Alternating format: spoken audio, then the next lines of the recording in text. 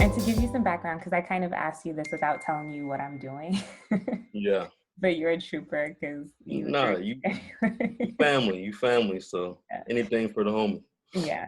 So I'm really just trying to kind of talk to different people and get their experiences on police brutality and really get it out there so that people can understand the experience that we go through as Blacks in this country, honestly. Right, Um, and we grew up together. I feel like I've known you for most of my life at this point. right.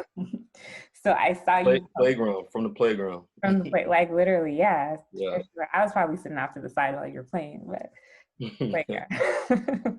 sure. Yeah, and I actually didn't know like part of your story until you posted about it on Instagram recently. That's me. But yeah, Right, right. you posted about it on Instagram recently. So can you talk about it and just like talk about your experience with getting pulled over by cops? And I'm trying to turn off all these No, notifications. you're good. Yeah. So yeah, 2015. Hmm. I don't know if you know this, but the academy we used to practice at Baraka, the firehouse, because we didn't have a gym, so we didn't have our own gym, so we would always practice at Hmm. the local firehouse, and so it was I think it was a summer day. We were out of school, and John Howe, remember John Howe? Yeah. So Yeah. John Howe lived maybe a mile away from me. So we Hmm. had just got done playing or training, whatever you want to call it. We are playing basketball, and he's also a part of this story as well because he actually was stopped too because we live in the same district. So um, the gym was so close that we could walk away. I'm Hmm. sorry, walk to. So we could. Hmm. I walk to the gym all the time. Normal day, like it was a normal go to the gym, come home. So we had got done playing basketball, and on my way back, I literally got to my street, and I literally got in front of my house. And police cars are very silent. Like Yeah. if you've ever dealt with police, like their cars are very silent. You can't hear their engines. So Hmm. he got so close to me where I had to turn around. And once I turned around, he was already out the door. He Hmm. was giving me commands saying, "Put your hands up." Before even saying, "Hey, can I talk to you?" The first thing that came out of his mouth was, "Put your hands up." So I'm like, it caught me off guard. So I'm just like, "Whoa, like, bet. All right, so let me just Yeah, listen." because like, what do you feel in that moment? Well, I don't know who's going to see this interview, but whoever knows me, like my parents, my mom in Hmm. particular, and my mom, she don't be playing. So we always used to have talks about what to do when stopped by the police at a young age. So Hmm. she learned that my aggression, because who likes? I'm just be frank. Who likes dealing with police officers? I don't think Exactly. anybody likes dealing with police officers. Um, so a little black boy like me, I'm really not trying to deal with them. Right or wrong, I don't want to deal with them. Hmm. Hmm. So I had got this aggression in my mind towards the police at a young age, Hmm. and I would be verbal, and speak on it in front of my parents, and they learned that this aggression towards police officers can get me killed or wrongly done or put me in jail or whatever the case is. Right. So Right. she trained me to how to talk to police, and if you're not doing anything you shouldn't even worry about, but we all know the case. You can be walking down the street and get stopped. So make a Yeah. long story short, um, he pulls me, he stops me. I turn around, I looked at him, and I had a quick glance, and I saw that his holster for his pistol was Hmm. unbuckled, and his hand was like in defense mode on his holster. So I saw that, and I was like, "Oh yeah, I'm not gonna win, even if I try to, you know, be combative with him or go word for word. I can't win in a situation. Even at my home, I felt like I can't win. So let me just listen to him. So I put my hands up. I had my basketball shoes in my other hand, so shoes in one hand, other hand up. Hmm. Um, and he tells me to back up towards him. I back up. He tells me turn around. I put my hands on the hood of the car. He frisked me. Um, so while he's frisking me, I'm asking him exactly like, hey, like, what's going on? Like, what did, what did I do? That's the first thing I said. What I do? He gives me no answer. He just continues to frisk me. So after that, he says, "Have a seat in my car." So I'm just like, I'm like, okay, I'm in trouble because Yeah. I didn't do anything. Yeah.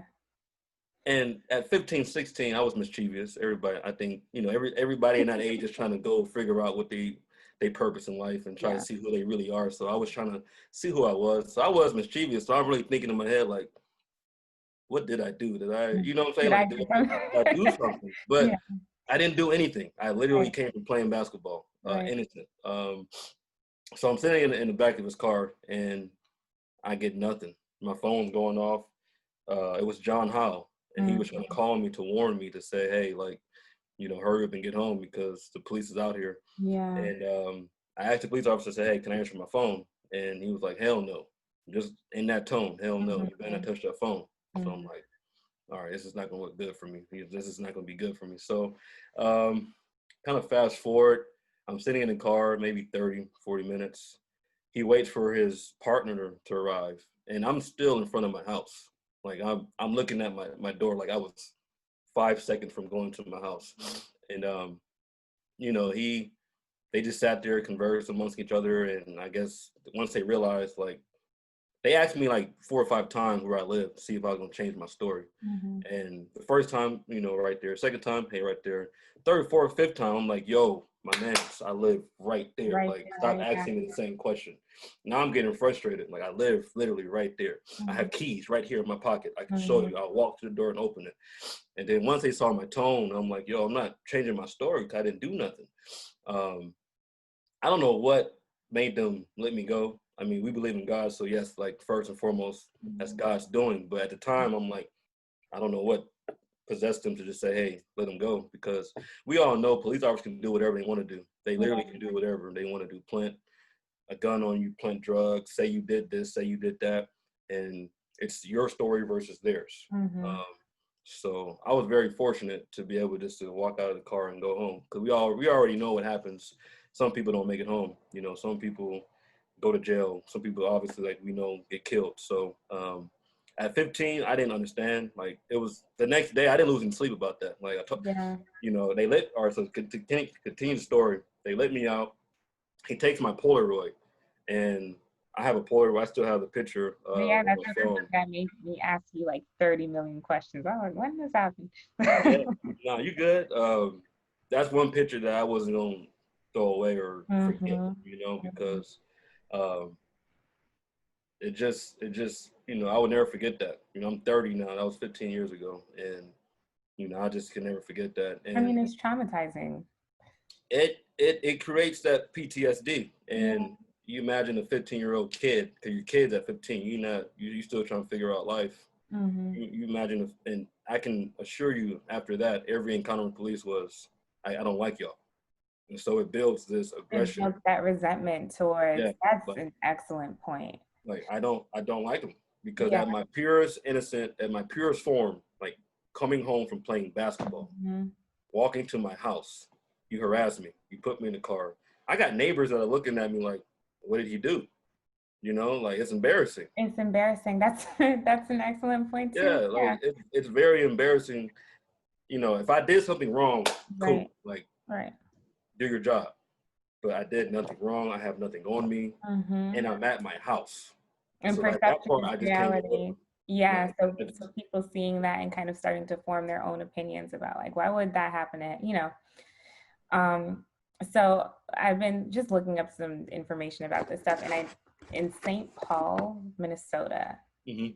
their police department has started like collecting information on the traffic stops that their cops are doing and writing just very detailed reports and reviewing that with their cops. I guess, I don't know how frequently, but reviewing that information with their cops to see if the cop has an implicit bias for how they're stopping people.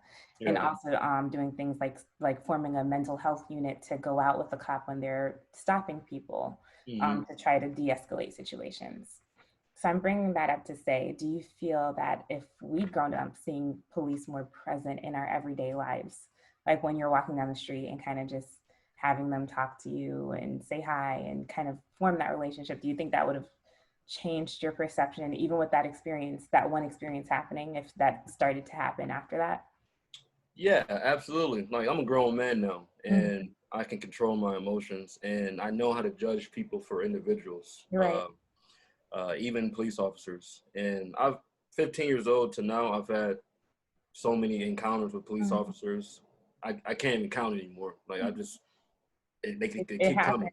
It It's happens. a So reality. we're numb to it. Absolutely. I mean, on every police car it says protect and serve.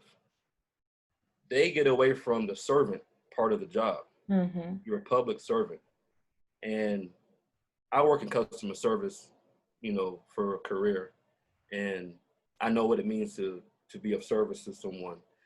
Now, their jobs are very dangerous, so you have to have a balance of, Yeah.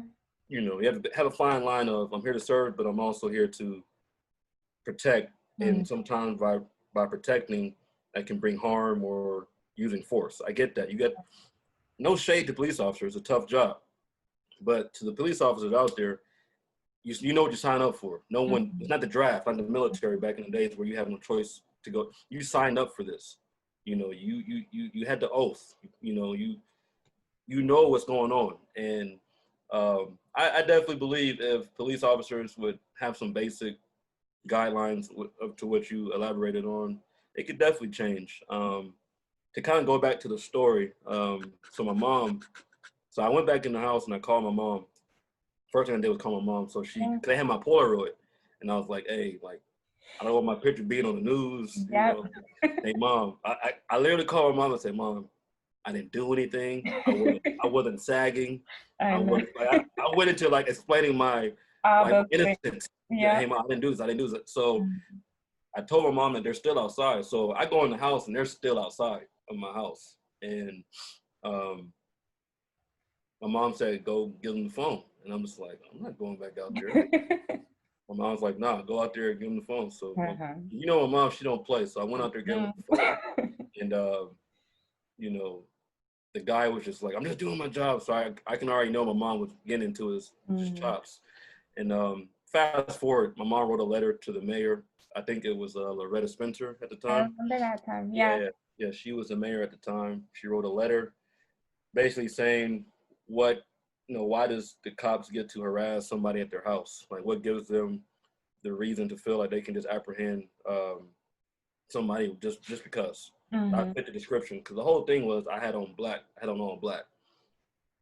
The thing was I was black. Yeah. Like, to And they get the didn't even tell dryer. you why, No, Like, the first thing was put your hands up. yep. And the proper protocol for situations like that should have been, hello, sir, can I speak to you for a second? May Hmm. I ask where you're going, where you're coming from? Hmm. And even with that, you have to be pretty, what's the word I want to use? Politically correct, because even in those, like, you're harassing me because you're stopping me from doing something Right. just because you want to talk to me. My mom wrote a letter to the mayor. Um, what happened? She said, I don't, just paraphrasing, she said, I don't want my son's picture down there at the precinct Hmm. mixed up with other people who might have done something. And then Hmm. one day you pull up the picture and say, hey, there he goes. And then I got 20 years in prison or jail, whatever. And then you tell me, I'm sorry, you made a mistake. So she Hmm. wasn't going on that. She said, hey, I demand my son's picture. Make a long story short, the captain of that officer brought the picture back to our house. Really? And yeah. My mom, she didn't play. The captain came to the house, brought the picture back, and what happened? Before he could leave, my mom said that the mayor had told the captain to make sure that my mom was satisfied with the solution or the Hmm. resolution for what happened. And he couldn't leave until my mom said, hey, this is good, we're good, bygones, bygones. Yeah. So, shout out to my mom, of course, for doing that for sure. Black But women, look out for us. I yeah, guess I'm a black woman absolutely. too, but No, we no, got to look out absolutely. for us. Yeah. Absolutely. My dad was more on a tough love. Like he's from Detroit, so he's been Hmm. through this. Yeah. And at 15, the next day was another day. I didn't Yep. lose sleep.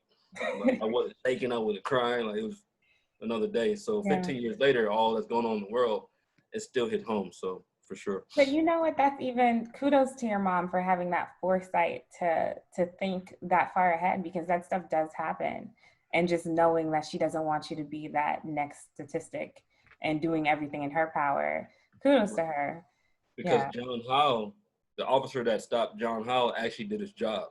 He asked him a question. Yeah. Okay. He So it was asked a him a different question. experience It's for a the different two. experience. So like Wow. John calling me to saying, "Hey, I'm forewarning you." I get on the phone with John. I was like, "No, man, I was jammed up in the back seat of the car like for 40 minutes in front of Yeah. my house." Wow. So yeah, it was you know, it we're numb to it. You know, it's a sad reality, I but mean, yeah. And I feel like we're numb and then we're starting to like wake up to it. You know what I mean? Like that medicine is starting to wear off a little bit. And it's like, okay, no, I can't keep living like this. Or I don't want my people to continue to experience things like this. no, I feel the movement. You know, Mhm. like I stay to myself. Like I said, I'm pretty antisocial. I'm not really big on social media. I do it just to keep up with the friends and stuff like that. But you know, all that's going on, it's just like you can't just sit at home and not, you Mhm. know, be active on this by either protesting, you know, talking to white allies that don't have any education on this. It's not our job to educate them, but to have that difficult conversation. Um, like 2 weeks ago, I went to the park, take my Mhm. dog to the park, and the white guy starts talking, and then boom, we jump right into it. Yeah. So I kind of go in on him, and not go in like in a negative way, but you brought it towards me, so this is what I'm gonna give to you. Yeah. And to paraphrase that conversation, I literally said, "It's not my job to educate you. It's your job. If you have a good heart and you know what's right from wrong, it's your job to talk to people that look like you and explain Mhm. to them exactly uh, right from wrong. It's not black and white. It's right from wrong. Mhm. But how would you feel if you were treated like this? Mhm. You know, so Yeah, I've been having that conversation with a lot of people too, where, I mean, at the end of the day, we're not in the same living rooms. We're not going to be privy to those same conversations that you guys are in. So that's a big part of it.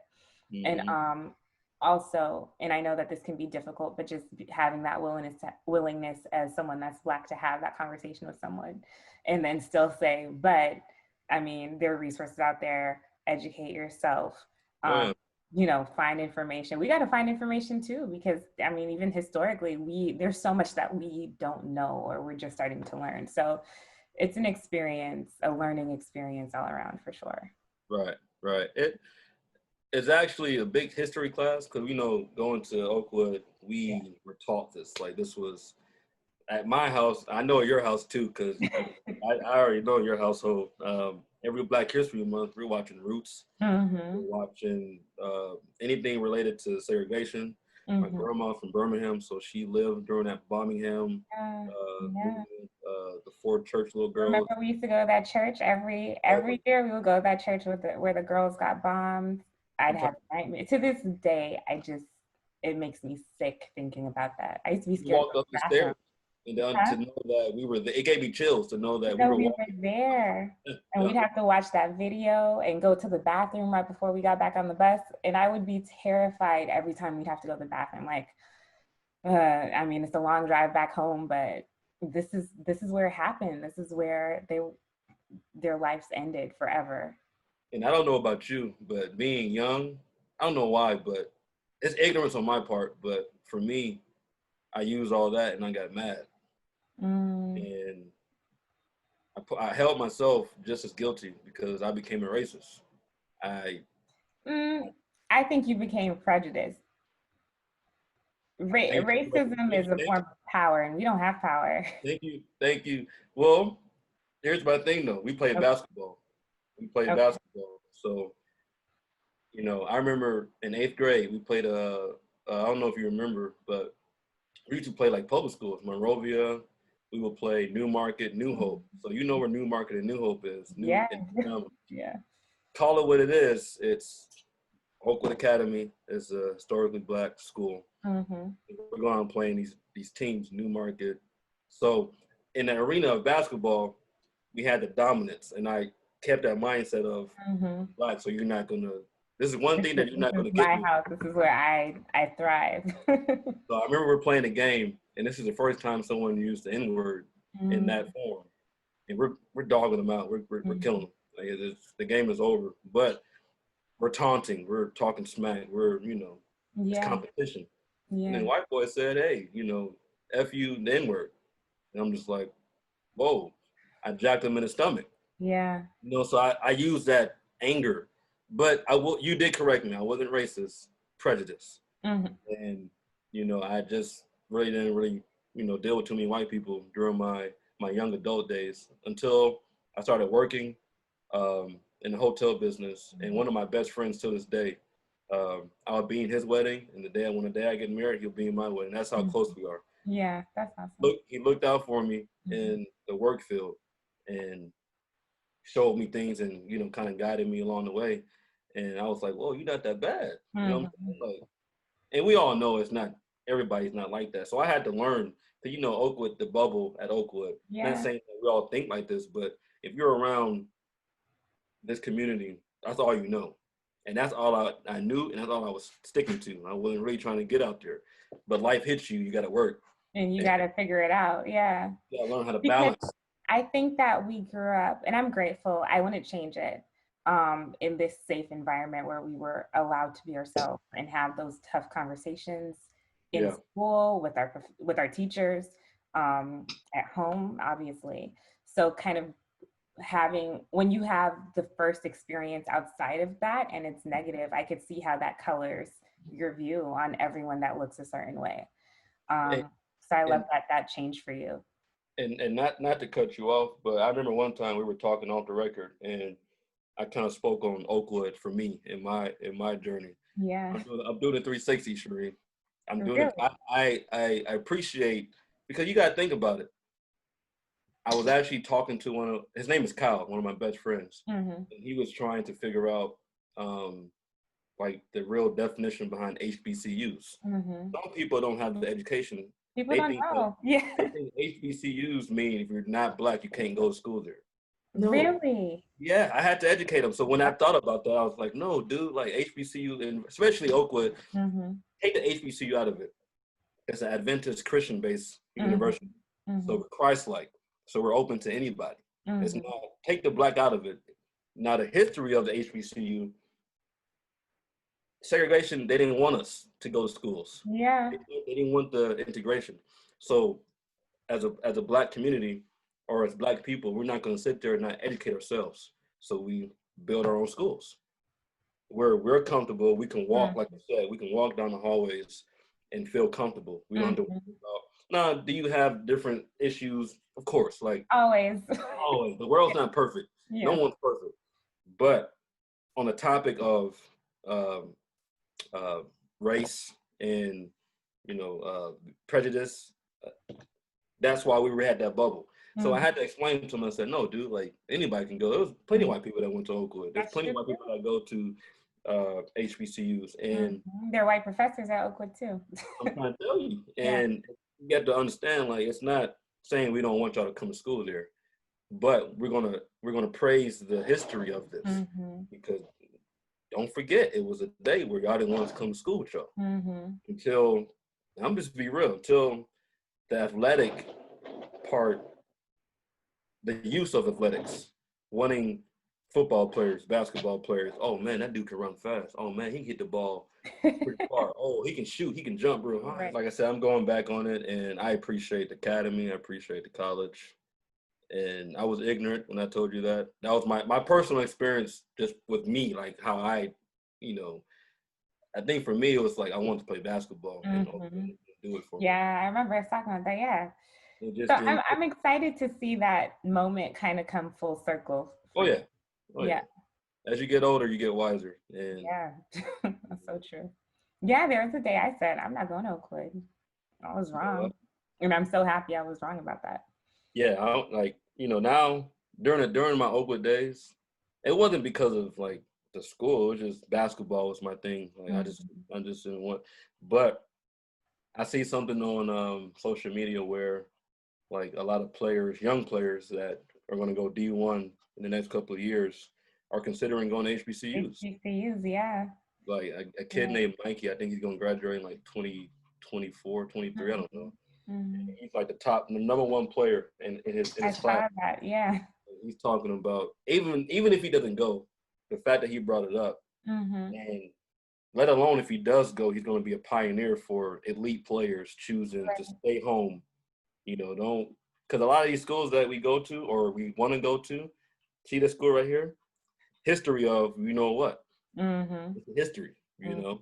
All the schools that we really stand behind in our state schools, Alabama, Auburn, Mississippi, you Mm-hmm. know, all them southern schools, Yep.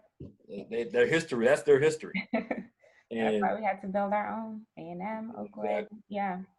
exactly. But Yeah. I'll stop talking though. This is your No, platform. I mean, this is great. I appreciate you having this conversation with me. Thank you so much. I'm excited about posting it, and I hope that it kind of helps people open up and understand a little bit more. There's one thing I want to say before we officially end. Um, I thought that this was interesting, but kind of going into traffic stops and racial bias.